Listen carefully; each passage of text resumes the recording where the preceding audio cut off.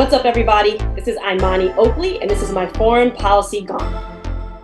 So one of the biggest transformative experiences of my life was when I volunteered with an organization called Dafuna Ukwazi over a summer in South Africa. What that organization was focused on was helping South Africans, particularly Black South Africans, who were disadvantaged under and oppressed, really, under apartheid, to really get their sanitation and housing rights that were promised to them under the new government. You know, just being a Black American, the story of apartheid and what happened over there is a huge part of my history as a member of the Black diaspora, as well as that transformative experience that I had in South Africa. And so when I'm looking at everything that happened under apartheid, and then I look at the conflict in Israel and Palestine, I see that those two things are completely parallel. The exact type of things that were happening in apartheid South Africa are now happening in Israel to Palestinians. And it is absolutely unacceptable. I am very pro-Palestine. And I really think, number one, the U.S. needs to stop giving money to Israel until they get it together with their human rights abuses. But also, number two, I think that from my point of view, I would love to see a resolution of this conflict that looks like something that they did during apartheid, which is create a whole new government where all people are involved in the new creation and where all people's rights are respected in the outcome. That's my personal view.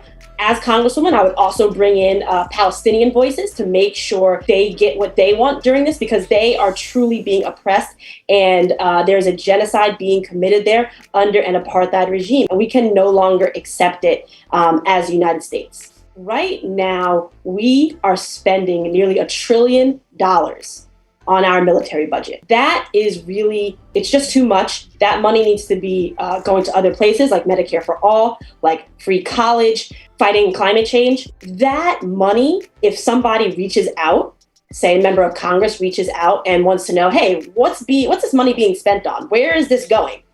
There is no reason that they should receive a no on that. We should be able, as representatives, to be able to reach out to the Department of Defense and see where all of this money is going. So the first step is to cut down on the spending. Military spending is entirely too high, and there are other programs that we could be putting that money into that would really help everyday people. But number two, if we do give that money, or any amount of money really, and then a member of Congress reaches out and says, hey, where is this money going?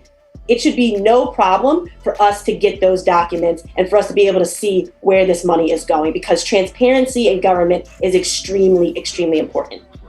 So like I said in the last section, our military spending is entirely too high. We out-nuke everybody in the world by thousands of nukes. We have, the most robust military of any other country in the world. We have the most powerful military in the world. And continuing to pour money into that every year is not going to make us, 1A or something bigger than that. We're already number one. We now need to cut down on that military spending and put it into programs that will really help everyday people. We need to put it into Medicare for all. We need to put it into fighting climate change. We need to put it into free college. We need to put it into making sure that we're forgiving rent, especially after COVID, and we might see, a wave of possible evictions. We need to put that into UBI. We need to put that money into reparations. There are so many other places that we could be putting military spending and still have enough to make sure that we keep up our military. So I really am in favor of cutting down our military spending, because right now it is just entirely too much. And that money could be going into other programs that will really help everyday people. Because, frankly, we cannot make the argument that the wars we've had literally all my life. I'm 31 years old, and we've been fighting wars since I was born.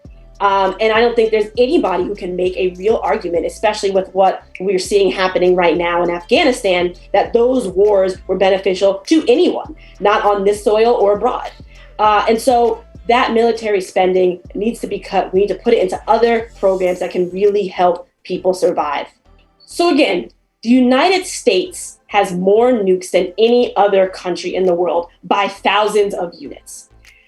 One nuke is extremely, extremely devastating. And one nuke could also set off a chain of nuclear warfare. And that is not what we want, because that would destroy life on this planet as we know it.